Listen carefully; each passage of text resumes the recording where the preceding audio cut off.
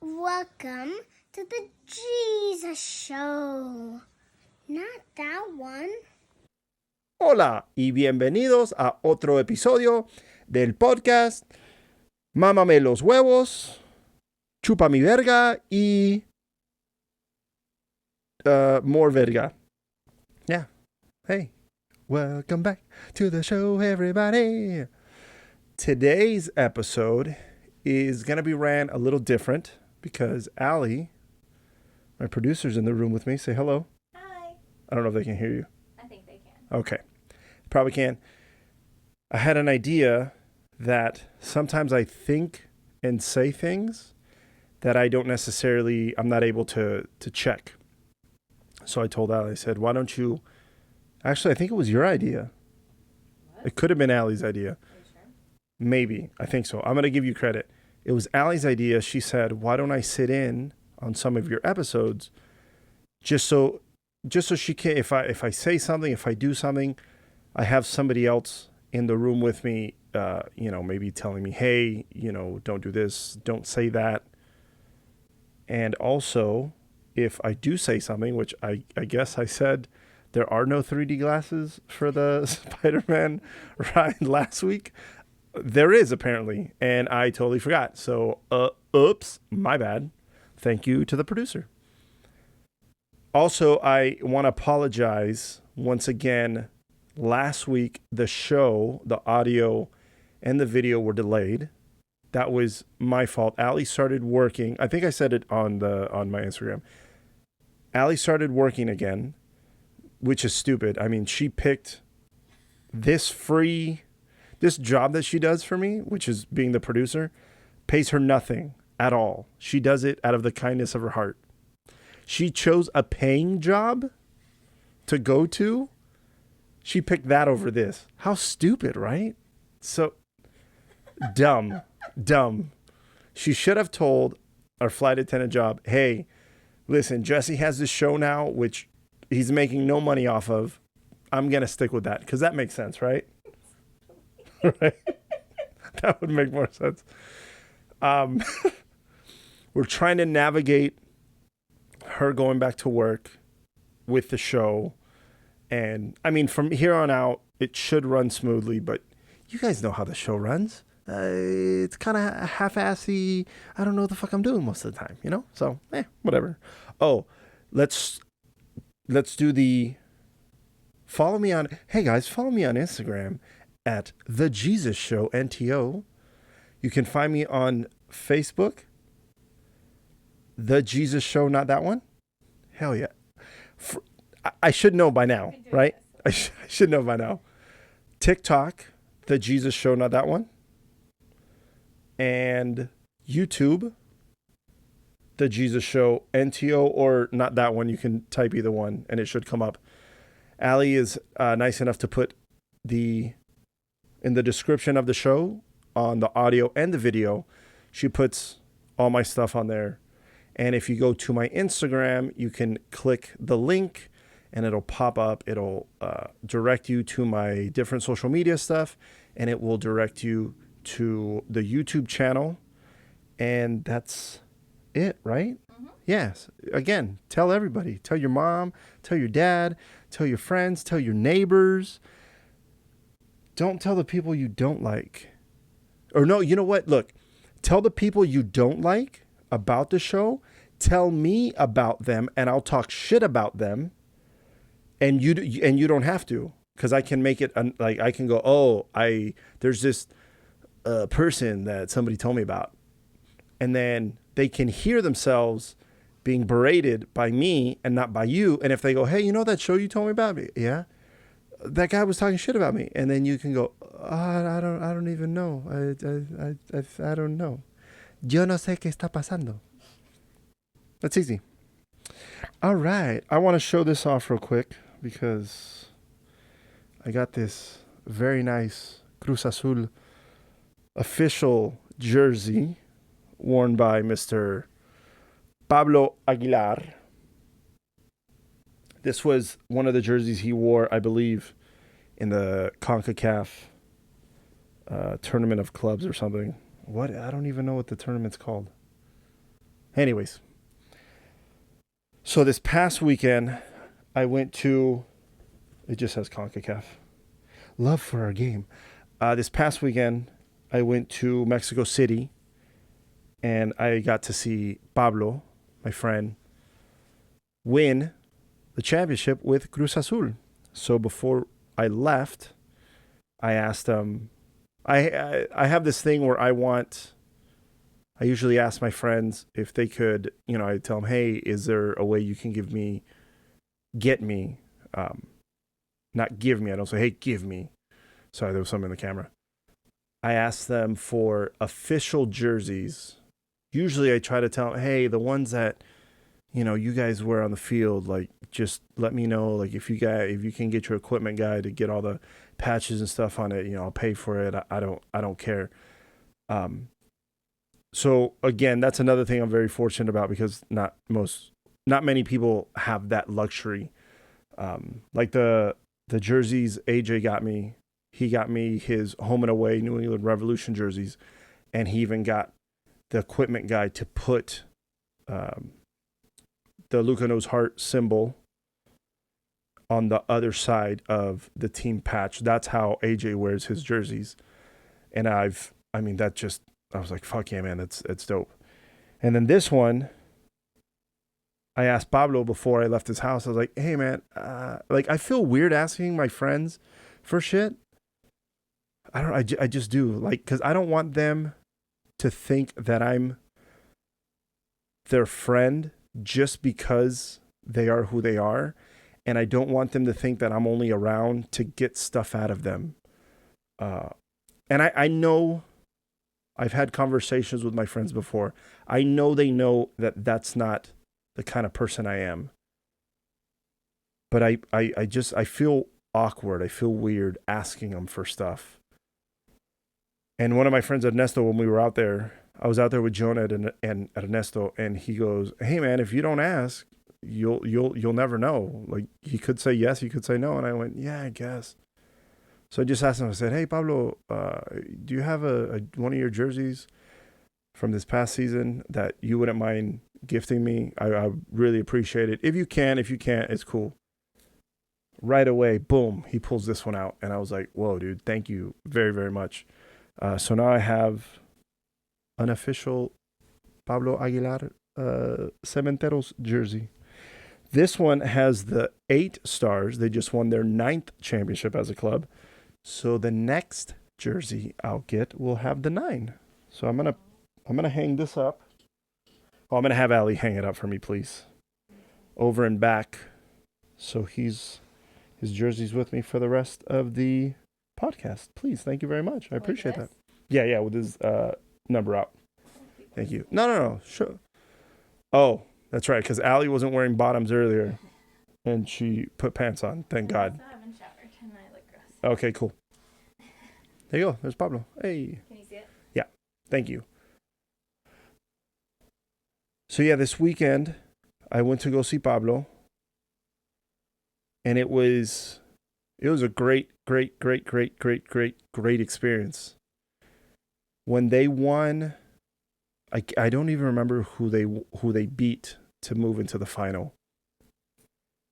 But the day they won, after the game, I text Jonah. He's been on the show before. You guys should know who he is by now.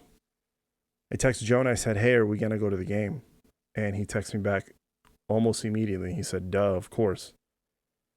So, I asked for a ticket because I knew they were going to have some sort of restrictions with the capacity because of COVID. And he said, yeah, man, I'll talk to Pablo. And then within, the next day, he's like, yeah, Pablo said, you're set to go. I booked my flight. I told Ali, I said, hey, just to let you know, I'm going to go watch him. And, I think you threw things at me, right? You threw a pot. You threw a pan. Yeah. What else? I broke a bottle over your head. She broke a bottle over my head, yeah. And you said, chinga tu madre or something? I said, fuck your mom. Yeah. And I said, but don't come back. She did say it in Spanish, though. I did. You said chinga. Well, the way you said it was, she goes, changa tu madres. Uh-huh. And then Vamos, don't come back, which I don't know what that means, but it was cute when she said it. She was very angry, and I went, and then I, obviously being the good boyfriend that I am, I said, okay, so that means I can go. This is great. This is awesome. So I left. I left Saturday morning, and oh yeah, that's another subject I want to touch on. Well, tell me how you left. Yeah, so I left. Sorry. I should be focusing on you guys, not on Allie, who's in the room. So I left on Saturday, and I was getting nervous because the last time I went to Mexico City for a final, it was America versus Cruz Azul. And Pablo was on Cruz Azul at the time as well. And we had Bruno and Cecilio, who played for Bruno's still there, but Cecilio's not. He plays for Asa now. Cecilio was on America. So it's one of those things where you have friends on both teams, and we knew one of our friends wasn't going to win. We knew that already going into the game. But I don't know, at that time I wasn't like, oh, I want America win. I want America to win. Oh, I want Cruz Azul to win. I wanted all of our friends to have good games. And obviously, I wanted everybody to win, but I know that wasn't a realistic dream or goal. I knew somebody had to lose. And unfortunately, Pablo and Cruz Azul lost. So this time I just kept thinking, oh, fuck, man. I really want him to win. I was nervous. They had already won. So the way the final in Mexico works is it's 2 games, and it's an aggregate. They played, I believe, Thursday, and Cruz Azul won 1-0 away at Santos. So already they're coming into the game on top, right? And there's this term that Jonah shared with me. I think it was the first episode of the podcast. And he said, because we talked about how Cruz Azul last season, the last tournament, they were up 4-0 going away to Pumas. And all they had to do was they could have just parked the bus, defend the whole game. Even if they would have given up 1, 2, 3 goals, they still would have made it to the final. Well, they gave up 4 goals. So on aggregate, it was 4-4. But because Pumas was a higher seed, they moved on. And Jonah said, what was the term? Cruz Azul, let me try this again. Cruz Azul, I'm fucking up that word, bat.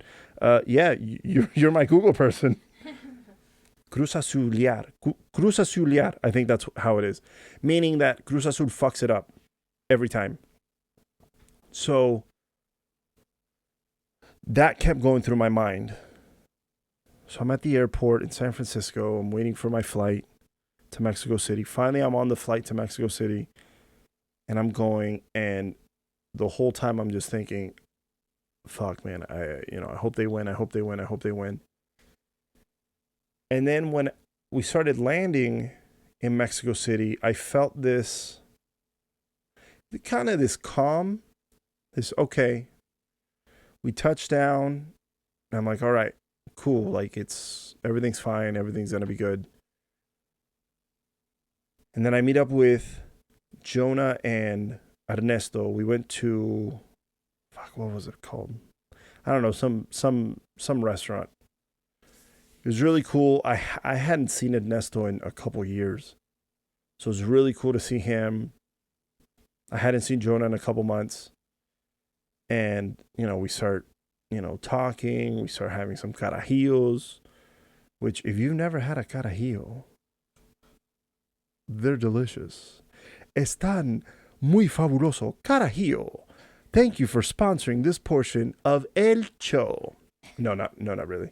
That'd be kind of dope if they did. If I got a. If they did, Carajillo is just a drink. Well, I know Carajillo is just a Liquor drink. 43 is gonna. Oh yeah, true. Yeah, it'd have to be Liquor 43 or an espresso company, Ooh. or an espresso company and Liquor 43 both coming together.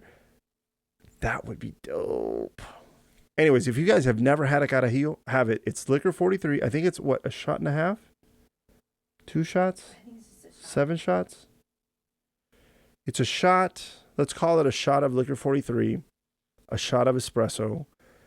They shake it, and they, what's the term? Shakeado? No. Chaqueteado.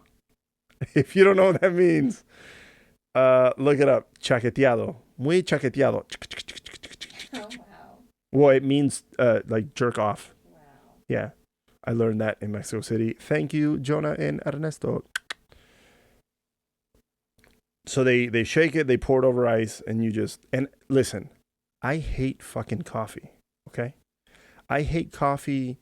I hate the smell. I hate the taste. There's times where Allie is drinking it, and she's like, give me a kiss. And I'm like, nah, I'm good. Relax, because you got some coffee breath. But a carajillo is fucking amazing. And every time I have them, I'll have, maybe like 12 or 13, maybe 14. I have a lot of them. And surprisingly, I think to myself, how am I not wasted right now? But I mean, I get buzzed, but I don't get fucked up. Oh man, but they are. Ay, carajillos, están. Es lo máximo. Yeah. So Saturday night, we go out to eat. We have a couple drinks. We chill, and then Sunday comes around, and that's when I start getting nervous. Jonah and I went to go see Pablo before the game. And everything's chill, everything's calm. Went to go get some tacos. It was like a normal day. And then not until it was time to go to the stadium did I start getting nervous. And again, I just want my friend to do well. I want them to perform well on the field and have success. We start going, and I think I shared some of the videos on my Instagram. We see the bus, and we start driving up to the stadium, and the tickets Pablo got us were really, really good. We were one of the corners, or north east corner. That's where we were sitting. We had some really good seats. We had, we were able to see all the field. Everything was nice. The game starts, and now we're locked in. I'm watching it. There was a guy who was supporting Santos next to us. That was fucking annoying. And it was Ernesto, Jonah, and then myself. So I'm furthest away. So, I mean, the guy wasn't too loud. And I didn't really notice him until I kind of just looked over. And the first 20 minutes, Santos was taking it to Cruz Azul. They were playing very well, Santos was. And then can you check the score of Santos and Cruz Azul? I just want to see when the goal came, because I can't remember the exact minute. I mean, not that it matters, but for the sake of the story. The game's going. There's one shot, there's another shot. Cruz Azul is kind of, they're doing all right, but not really. And for a moment, I thought, okay, shit. I felt Santos is going to score for sure. So that would mean it would be 1-1 aggregate. And Cruz Azul would have to score. If not, they'd go on to penalties. Because I believe in the final, it doesn't matter where your seating's at or where you're seated at the end of the season.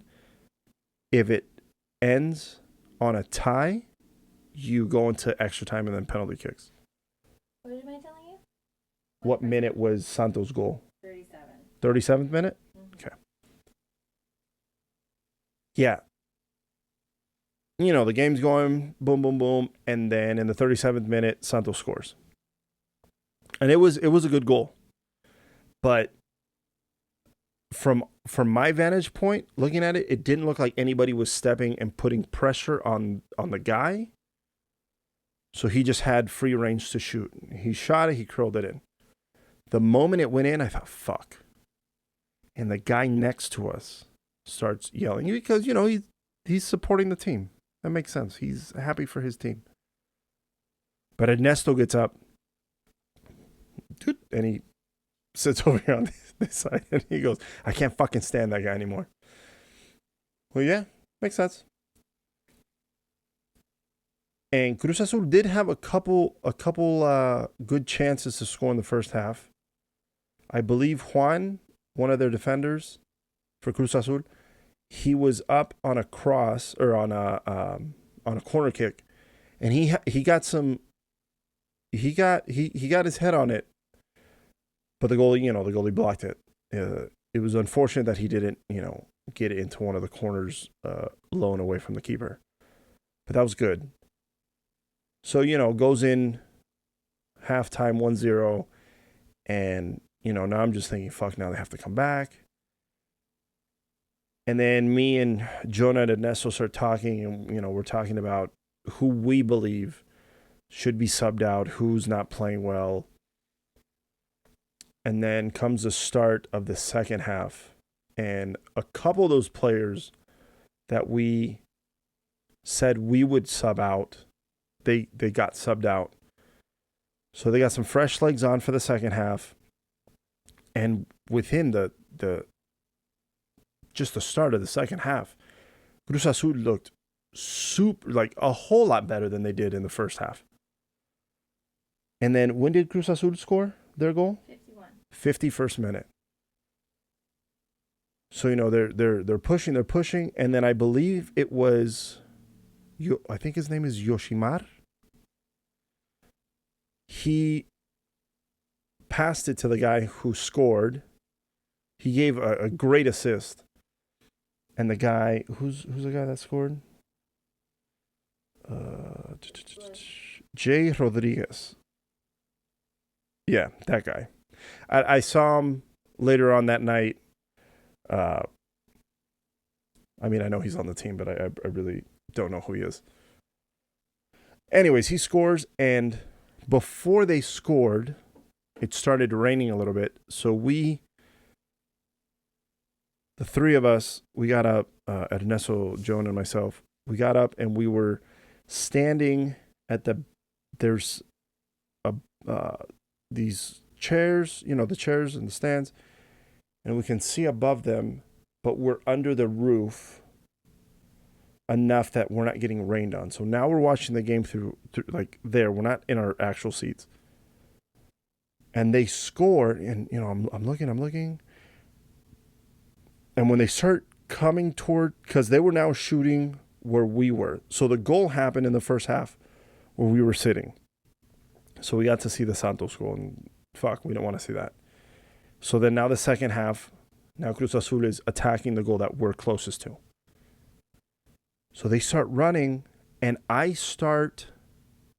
the moment Yoshimar passed the ball, I saw that the guy was open and he was coming onto it. And I start jumping, like I'm holding on to the chairs, and I start jumping because I'm just like, oh my God, this is going to happen.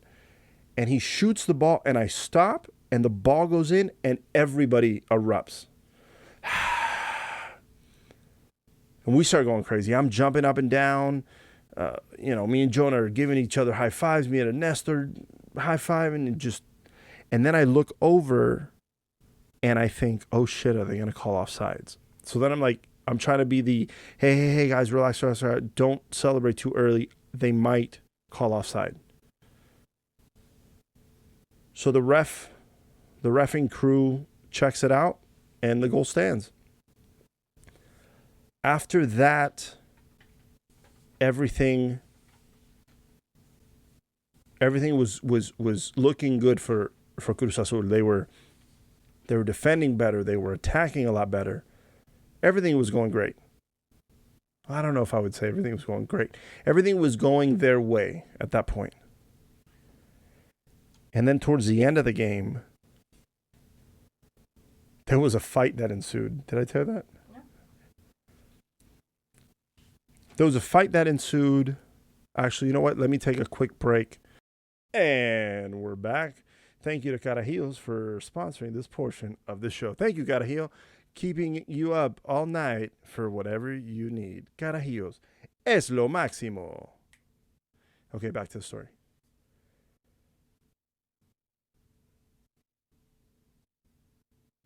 Maybe it was the 80th minute, 85th minute. I don't remember what minute it was that the fight happened. All of a sudden, there's a fight. One guy pushes another guy. Now putazos and more putazos and more putazos. And initially, I'm not one to take my phone out and start recording things. But I thought, oh, okay, cool. Let me see what happens. So I'm recording, right? So I'm like this. But I'm not looking at what's going on here to see if I see it. I'm looking here, right? So when I looked at the video later, I was kind of like drifting off. I kept having to, I guess I should pay attention. So the fight happens. And then I think they added like 5 minutes of extra time. And then the whistle blows. And the game's over. And it was just, like at that point, I was so happy. I was like, fuck yeah. Not only did Pablo just win the championship, the team won. And I think it had been 23 years that Cruz Azul had won a championship.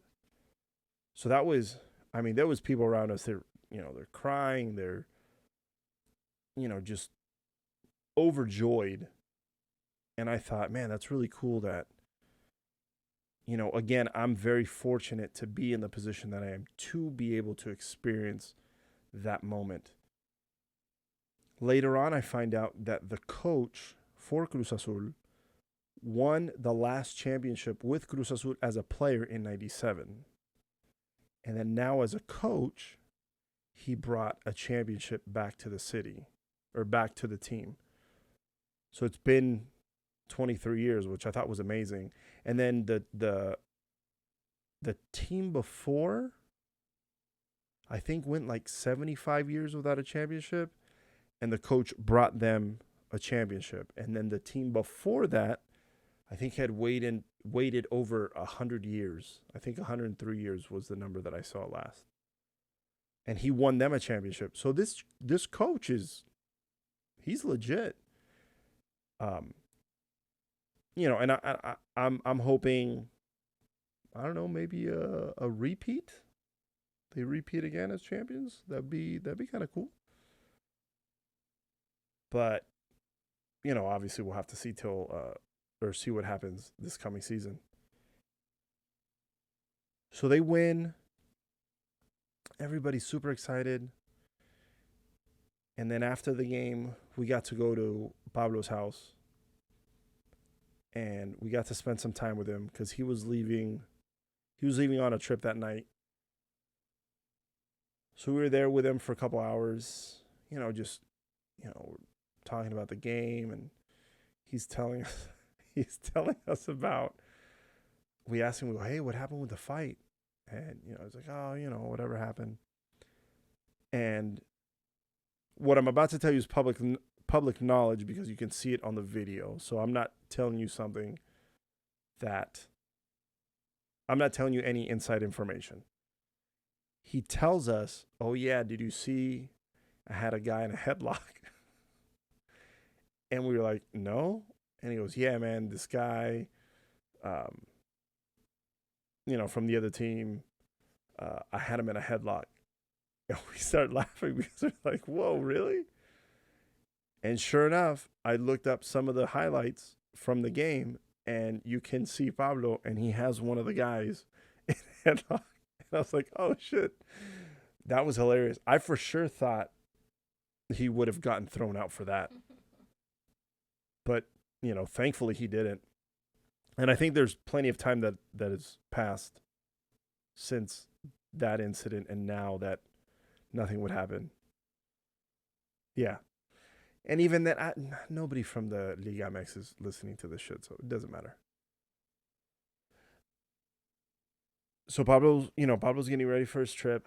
He's about to leave, and he tells us, oh, yeah, the guys are partying over at the hotel if you guys want to go. And we're like, no, it's cool. Like, you're not going to be there. So, like, we want to, we just wanted to hang out with him. And he goes, no. How about you guys go? I'll call somebody and I'll get you guys in, on my behalf. Like, all right. And by this time, it's like 3 a.m. And we show up and we, they're like, oh, yeah, you guys are here. Come on in. So we go to we're in the party, and, you see all the players. You see this guy, you see that guy. We're like, oh, shit. And, we start having a couple drinks. We start hanging out. And I'm usually not one to take pictures with anybody. Because that's not my first reaction, right? Is that a good word? My first reaction? My first inclination? Like you're not fangirling. Oh, God. Yeah, I don't care about that. Yeah. I don't think to myself, oh, I need to take a picture. But I thought, oh, this would be kind of cool to take a couple pictures with some of these guys. So I got a picture with Gata, and Gata's one of the defenders for Cruz Azul. I met him through Pablo. And then his friend Larry Hernandez, the Mexican singer guy. He's really cool. I've met him a couple times. So I got a picture with them. I got a picture with the guy who assisted with the game-winning goal, Yoshitun. He was really cool. I got a picture with the goalie, Corona. And was that it? I think that's all I took a picture with. Because I wasn't trying to take a picture with everybody. I was more like, hey, let's all talk and, have a good time, dance, have a couple drinks. So then the party ended, I want to say around 5. They're like, hey, party's over. And then Jonah was like, hey, we're going to go to somebody's house to keep the party going. I said, okay, cool. And there was this kid. I've met him before, but I don't remember his name. He's a really, really cool kid. He looks super young, but I think he's 23, 24. So we said we're gonna go to I thought we were going to his house. So we're like, oh, we're gonna go, to the after party, whatever. And it sounded like it was gonna be just something real chill. And it was. It wasn't like this extravagant party or anything like that. So I leave with Ernesto, and we follow them, and we get to the house, and we walk in, and it turns out to be the goalie's house, Corona's house. Really nice house. We walk in, and I'm kind of looking around, and I thought, like, oh shit, wait, whose house is this? Not that it mattered, but then that's when I figured out we were at Corona's house. And, he comes over with some Michelobs and some Michelob Ultras. And he's like, here, enjoy. So he was very nice, very hospitable. We stayed there for a while. And I remember it was about 7:30. And me and Jonah just like looking at each other. And we're kind of like, our eyes are kind of closing. Like, man, we're like pointing to the sky. We're telling Ernesto, we're like, hey, man, the sun's coming out. And this was like, yeah, fuck it. I'm like, man, let's go. We're tired. So we ended up leaving, and it was just cool because, the night starts off with, I don't know what's going to happen. Then it turns into, oh, my friend just won a championship. And then it turns into, let's just go chill. And then we end up at a party. And then we end up at the Goldie's house.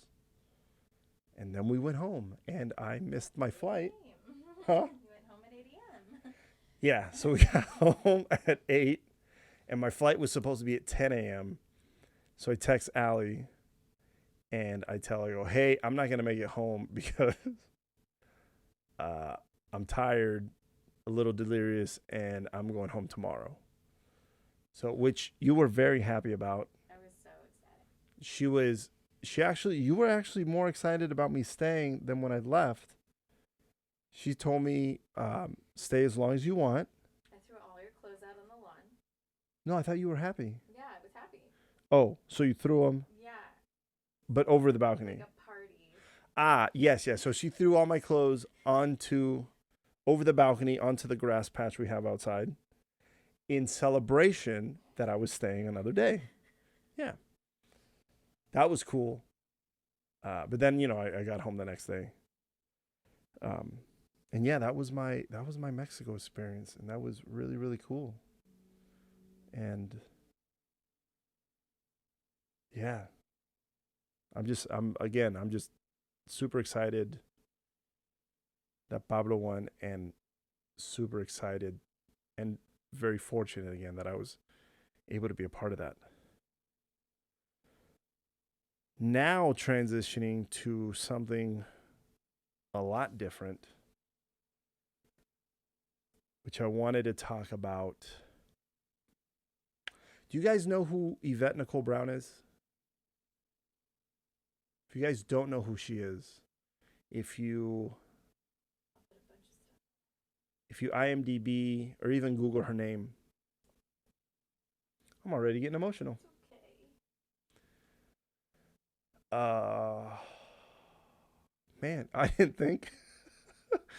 Oh, sorry guys, I didn't think it was gonna hit me like that. All right, cool. Here we go. It's okay because you show people that you care. Okay, so in Yvette Nicole Brown, I met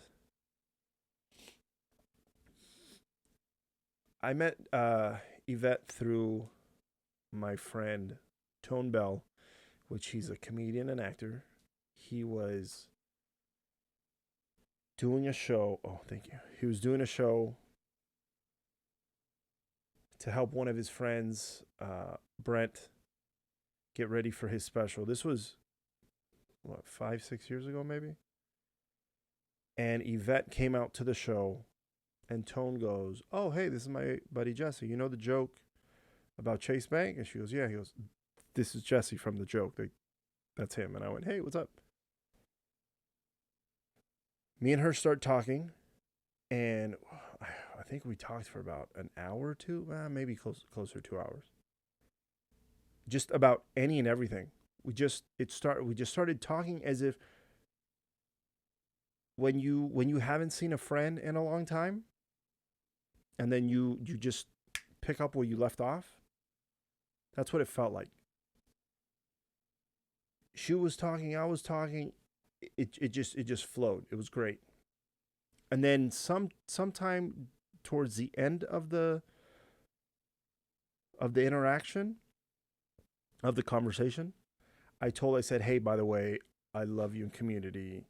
And I rattled off a couple other things that, I've seen her in. And I was like, I love you in those shows. And she's like, oh, thank you. And I was like, okay, now that I got that out of my system, back to our conversation. That turned into, she was like, hey, you should come visit me on set. She was on a show called The Odd Couple with Matthew Perry, Thomas Lennon. Who was the chick from played Big Red? Lindsay Sloan. Yeah, I flirted with her a couple times. Remember that? I flirted with her one time, and her husband was on set, and he looked at me, and I went, oopsie. At the show, the first taping I went to, I met Yvette's mom. And Fran was the sweetest person you were ever gonna meet. From the moment I met her, um, I mean, she gave me a hug, and she was amazing. Every single time I went to the show, she would, she'd have the seat because we sat. I'd sit on the floor with her, which if you go to taping, you have the audience, and then where they film the stuff, they call that the floor. So I was sitting on the floor with Fran, with Yvette's mom, and you have where the cameras are, and then we're off to a side where we have our own screens, and we can walk back and forth to go get food and drinks and do whatever. So I was sitting there with Fran, and every time I would go, I mean, I think I missed a couple. I mean, I missed a couple episodes, and every time I would miss an episode, she's like, "Hey, what happened? Why did you come? I was waiting for you, and you didn't even tell me you weren't gonna come." And one time I told Fran loved bingo. She loved bingo so much. And I told her one time, I said, "Hey, Fran, I'll go with you." And Yvette tells me, she's like, "Don't tell my mom that because she's going to make you go with her." And I said, "Yeah, I mean, whatever. I've never played bingo as an adult. I've only played bingo, as a kid." And I thought, yeah, whatever. In my head, I'm thinking like, okay, you go play for like an hour or something. And Yvette goes, "Oh no, this thing's like a 5-hour event. You have to be ready." I was like, "Whoa, okay, cool." I was like, "Yeah, whatever. I'll do it." So I remember the first time I went with her, I went and she had all kinds of snacks for us. She brought me, she was like, "I got water, I got soda, I got this, I got that, whatever you need." A little trinket. And then she had these, what do they call them? Dabbers? I think dabbers. I have them in the box over there. I think they're called dabbers. She gave me one. She goes, "Here, this is yours from now on to take with you." And in the bingo hall, there's, they sell some food and they sell some drinks also. So it's not like, if you don't bring your stuff, you're asked out. But she was just trying to think we're gonna be there for a while. Because I think I picked Fran up just before 6, and then we got to the bingo hall like at 6. Got home at like And I think at that point we missed like one game. And we ended up leaving. I think it ended at 12 or 12:30. I got home super late. But it was so much fun.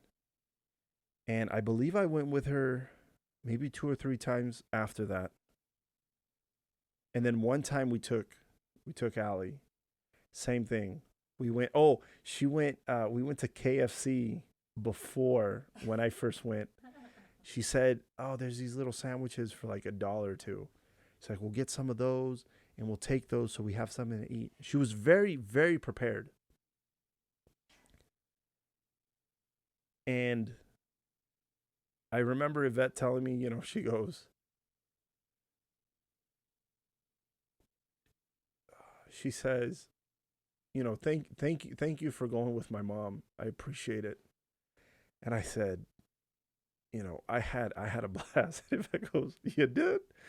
And I went, "Yeah, man, your mom is amazing. Like she's just really cool to hang out with and just so easy to talk to."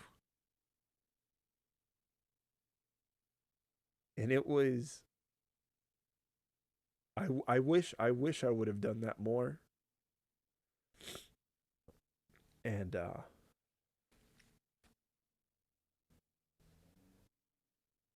it was a great experience that I always hold with me. I'll take with me. And the reason why I'm telling you guys this is because the day I left for the game to Mexico City, I'm up in San Fran, and I think it was like 8 o'clock in the morning. I had just eaten something. I get to a gate. I'm charging my phone. Pull up my Instagram, and I see Yvette's Instagram, and she says her mom passed away. And I went, what?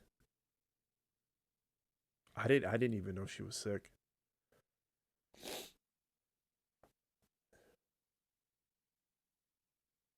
And I sat there. I sat there in shock for like 10 minutes. Just, I didn't know what to say. I didn't know what to do. I was just, for some reason, I thought it was not a joke. I didn't think it was real. So then I text Allie. I called Allie. Well, first I text her and I said, I don't. You wanted to know if I was awake, and then. Yeah, I said, hey, are you awake? And then I don't know, maybe 20 minutes passed. And then Allie texted me and said, hey, like you're awake now? She said, yeah. So then I called her. And I called and I told her, because I didn't want to tell her in a text. Because I mean, I wouldn't want somebody to tell me that in a text. And, I told her, I said, Mama Fran passed away. And at that moment, I was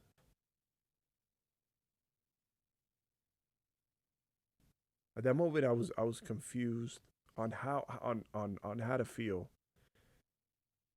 because Fran just passed away, right?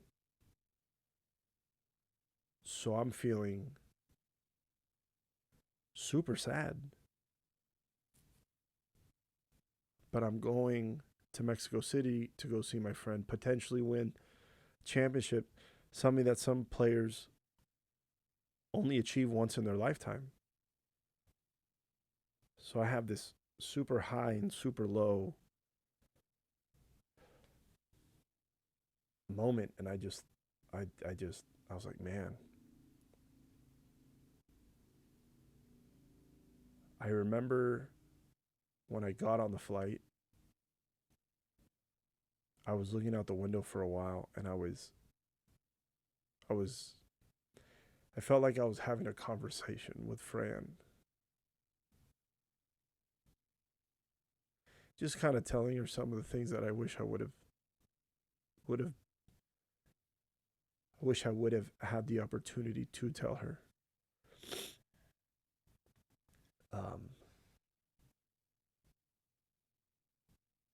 On the way back, I did that again. And it just sucks. So if any of you guys follow Yvette, where's she? She's in Ireland? She's filming Disenchanted. She's in Ireland right now filming, what is it called? Disenchanted for Disney.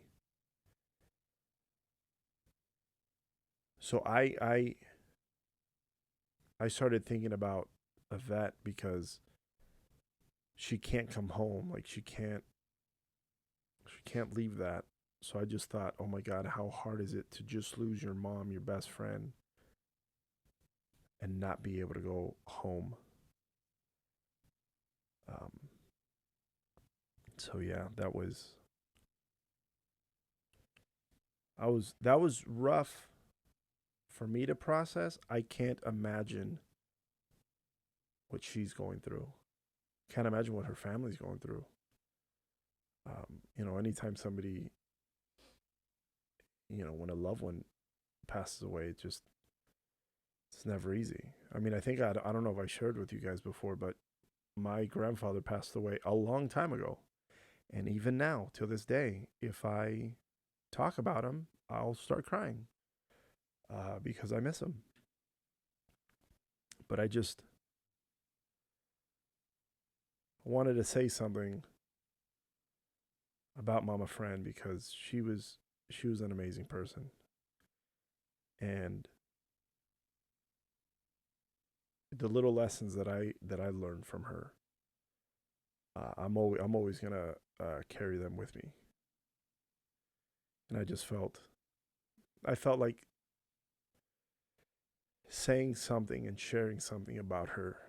I guess that's my way of coping with her passing.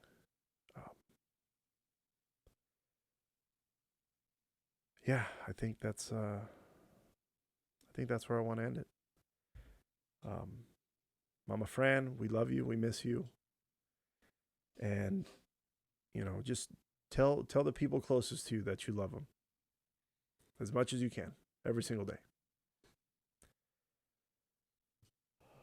Yeah, we'll talk to you next week.